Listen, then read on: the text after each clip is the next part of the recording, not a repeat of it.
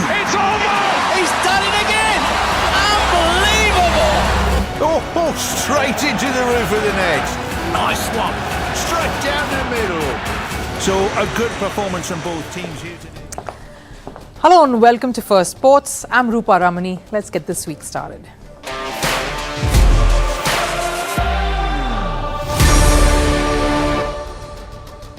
Right on the show today, Pakistan cricket is trolled once again, this after a humiliating loss at home. And if the defeat was not worse enough, the PCB chief's comments post the test has attracted more criticism. What lies ahead for Pakistan cricket? Ever heard of being punished for smiling in a selfie? That's what is likely to happen to silver medalists at the Games. North Korean paddlers are in trouble for grinning in a selfie post their win. Stay on to know more on that. And Duplantis is creating records by the tournament, proving to be an unstoppable force in the world of sport. What made him choose his mother's birth country, Sweden, over his own, America? But first, let's look at the headlines in Sports 360. Starting with tennis, world number 2 Novak Djokovic began his title defense at the US Open. The Serb secured a 6-2, 6-2, 6-4 win in the first round against Radu Albot of Moldova. Djokovic is eyeing for a record 25th Grand Slam at the tournament. He next faces his compatriot Laszlo Djere in the second round. Over in the women's draw, world number 2 Aryna Sabalenka cruised to the second round. She crushed Australia's Priscilla Hon 6-3, 6-3, and in another game, defending champion Coco Gauff has also advanced to round 2, beating France's Arvara Gracheva 6-2, 6-love in straight sets. Over in cricket, the BCCI has announced the squad for the Women's T20 World Cup 2024. Harmanpreet Kaur will be leading the side as captain. Star batter Smriti Mandhana has been named as vice-captain. India's first match in the tournament is against New Zealand on the 4th of October. And in the revised schedule announced by the ICC, India will face Pakistan on the 6th of October. Over in football, Cristiano Ronaldo has opened up on his international career plans. He said he has no plans to retire soon. Ronaldo also said he won't become a coach after his football career ends. The 5-time Ballon d'Or receiver recently launched a YouTube channel which has almost gotten 50 million subscribers and counting. And former England manager Sven-Göran Eriksson has passed away at the age of 76. He took charge of the English side in 2001. It was under him that stars like David Beckham, Steven Gerrard and Wayne Rooney played for England. Eriksson also led top clubs in Sweden, Portugal and Italy to major domestic trophies.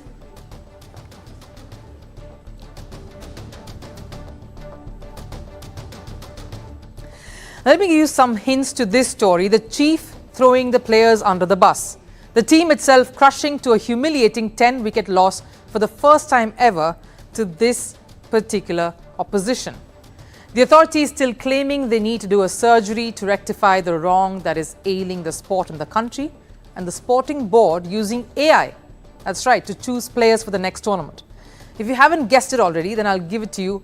And I'll give you a blatant one at that. Today we speak about a sporting body and team that has had a horrific year in international cricket.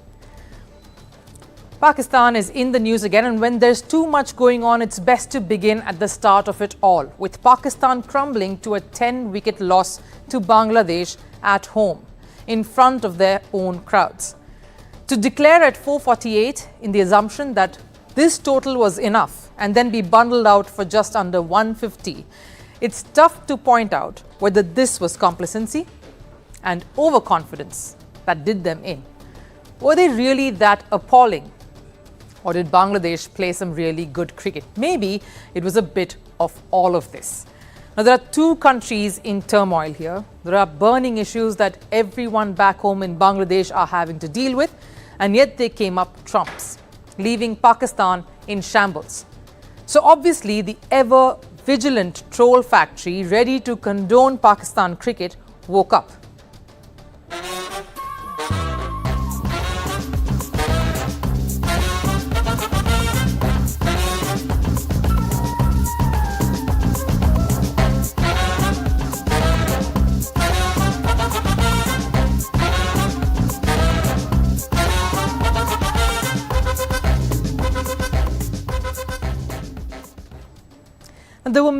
out and about criticising yet another disappointing display. Earlier, it was an early exit from the ODI World Cup. This was last year, followed by a horrific exit from the T20 World Cup. That was just some months ago. And now, the test format looks just as withering. It feels like Pakistan cricket cannot seem to put one foot right. And ready to absolve the team from any board itself from any blame is the PCB chief himself, Mohsin Naqvi. I spoke of surgery because we need to fix our problems. But when we look at how to resolve them, we don't have any solid data or player pool. The problem is the selection committee has no pool to turn to from which to select players. For surgery, you need all the tools to perform it.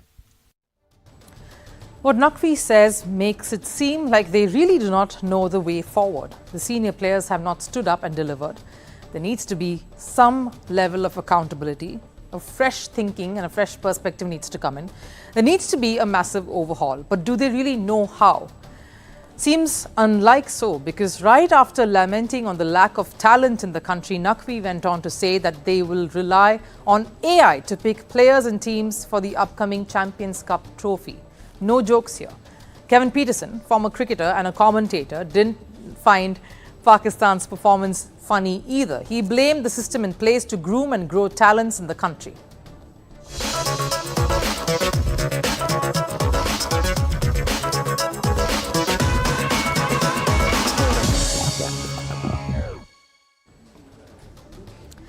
On the other hand, what an emotional win it has been for Bangladesh. In fact, the moment was not lost on the team.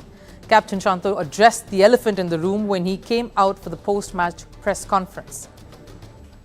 We are paying tribute to the individuals who recently passed away in our nation during the protests, and we are praying for their souls. A classic example, this, of one country rising despite the chaos that's raging on around them, as opposed to another that is continuing to succumb to the pressures and intensity that is only increasingly growing on them. A worrisome sign for not just the health of cricket in Pakistan, but also a big question mark on the health of world cricket when something like this pans out.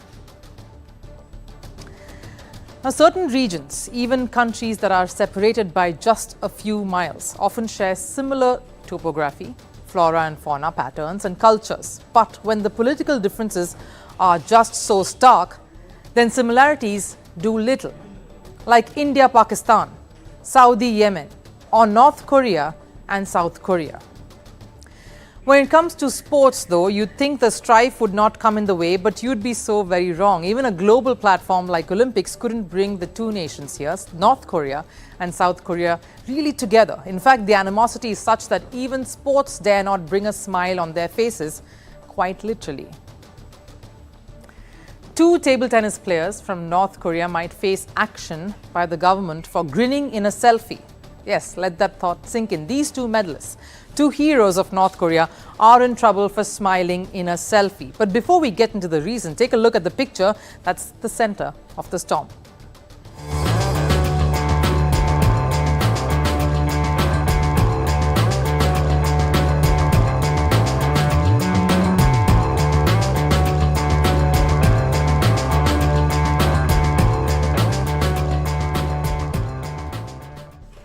In the picture, you can see North Korea's table tennis mixed team events silver medalists Ri Jong-sik and Kim Kam-yong.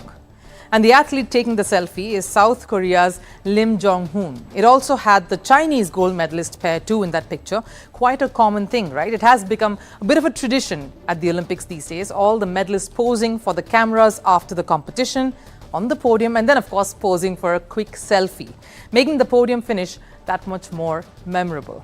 And the fact that this one had North Korea and South Korea athletes in one frame, it was indeed an epic photo. That's how people world over and even in South Korea reacted to it.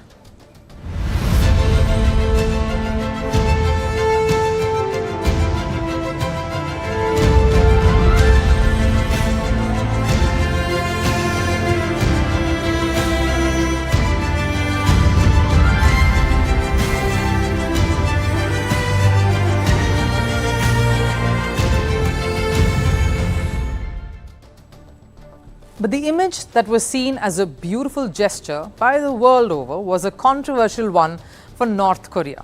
While the world thought, here's a show of sportsmanship and sportswomanship and a sign of cross-border unity, North Korea is not happy at all. They are viewing this as a violation of their orders, their guidelines. Now you see, before the Olympics, North Korea authorities reportedly issued a series of diktat that their athletes needed to follow. A set of orders that included how the country expected them to behave towards South Korean athletes in particular, and the rest of the world, of course, what they should say and do, and of course, what they should avoid. Here's one. The North Koreans cannot smile standing alongside a South Korean athlete. And ever since the selfie went viral, it is reported that the silver medalists have been lambasted for standing next to the South Korean athletes and grinning. Quite a heavy price to pay for a smile. Now we know what political chaos has often affected relations between the sporting ethos of countries, and that often spills over to the athletes too. But this episode is a tad hard to digest because we see the biggest of rivals, India and Pakistan, for example, often sharing a few laughs together, posing for pictures, of course, whether it's in cricket, a crossover to hockey, or even the latest chapter between these two countries involving Arshad Nadeem and Neeraj Chopra, the javelin heroes, setting a classic example of camaraderie beyond the controversy. But clearly, the same cannot be said for North Korea and South Korea.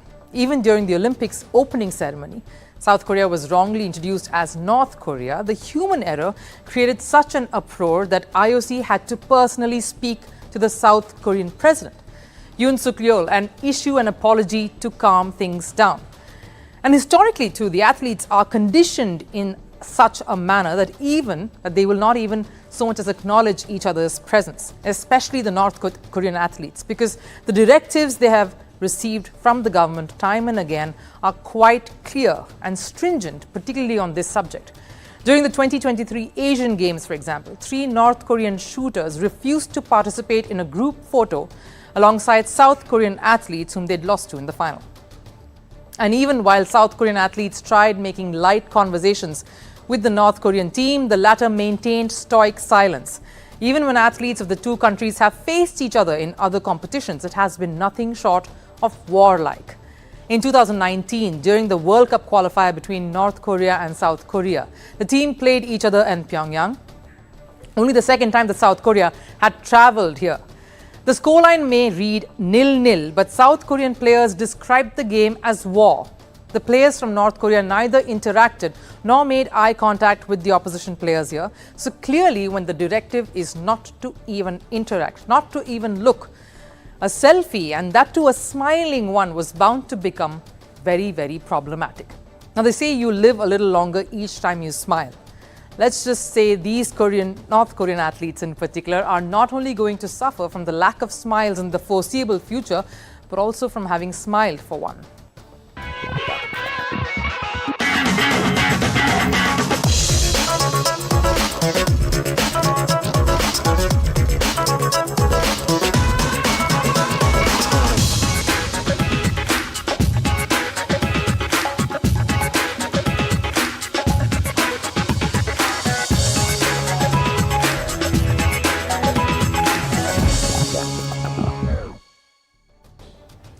Armand Duplantis, or fondly called Mondo Duplantis, continues to justify his name.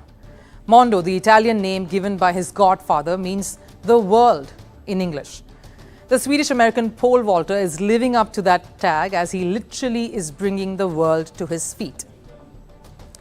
Duplantis set yet another benchmark as he cleared a height of 6.26 meters at the Silesia Diamond League, a new world record, surpassing 6.25 meters that Duplantis himself set during the Paris Olympics recently. Something Mondo is used to doing time and again. This year I focused on the Olympics. The record just came naturally because I was in good shape. So I'm not surprised with the record today, but I'm thankful. A streak that started in 2020 when he broke the world record by reaching the 6.17 meter mark. The previous best being 6.14. And ever since then, it has only been Duplantis against Duplantis, bettering his own record. He's done that 3 times this year already. And there is a steady pattern to it too. Every time Duplantis breaks a record, it goes up by a centimetre. So while he loves breaking these records, creating history, he also likes to do it at his own pace and not get carried away in the emotion of the moment. A mentality of a winner who has confidence but is never complacent. And every time Duplantis breaks the record, he celebrates in his own unique, exuberant style, except the one time that he, of course, imitated Yusuf Dikech's calm and composed pose at the Olympics, a bit of an ode to the shooter. He's put Sweden on the map, though, has Duplantis, in a sport that never reached the dizzying heights that Mondo has brought it to. And to think that this glory, this fame could have gone to USA. Duplantis could have represented America, the country he was born in, but he chose to participate for Sweden instead. Despite having dual citizenship, Duplantis took the decision to respect his heritage. The 24-year-old was born to an American father and a Swedish mother, and just 6 years ago in 2018, an 18-year-old Duplantis was considered the #1 high school track and field recruit who went on to be a champion at Louisiana State University. So he had everything going for him. Despite being a rising star in America's sporting circuit, though, Duplantis took the plunge and decided to represent the birth country of his mother instead. Of course, there was one big reason for it: the fewer age restrictions imposed by Sweden, which meant Duplantis could start early and take off. This is the reason, the biggest reason why, at just 24, Duplantis already has 2 World Championship gold, 2 Olympic gold medals, in addition to 3 Diamond League golds. The biggest reason Duplantis chose Sweden over USA was, of course, also the inclusion of Duplantis' father as a coach, which was not permitted by USA. And when Sweden made that possible, it became a no-brainer for Duplantis, whose mother is a former heptathlete herself, who competed in javelin, 800 meters, shot put, 200-meter dash, long jump, high jump, and 100-meter hurdles events. Duplantis is clearly embracing his heritage and furthering the legacy that his mother stood for. So opting Sweden was a very emotional call by the pole vaulter, who doesn't let his emotions sway his performance on the pitch. And quite a brave one too, this, because we've often seen athletes pick their country of birth over the immigrated one, the one given to them by their parents. But here Duplantis is born and bred in America, and yet he had the leverage to pick a country that has a decorated history in athletics at the Games. But Mondo embraced his emotions. No wonder he is the most loved figure in pole vaulting, and now is growing to be synonymous with the sport itself.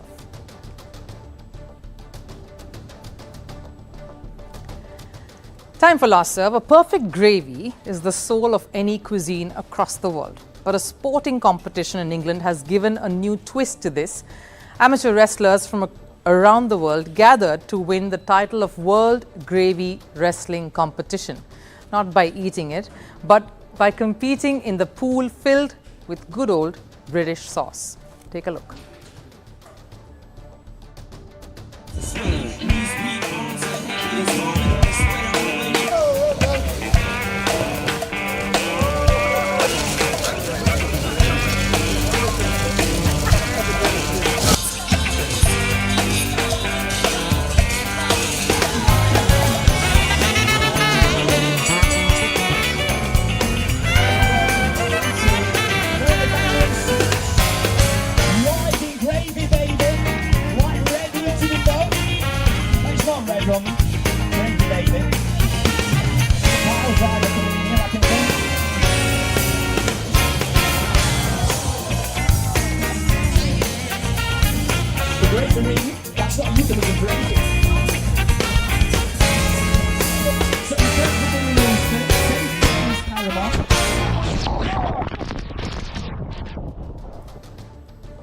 Not for the faint-hearted, that, and many finding themselves in quite the sticky situation. Not us here though, but that does it here on Firstpost. Thanks for joining in. I'll see you again tomorrow.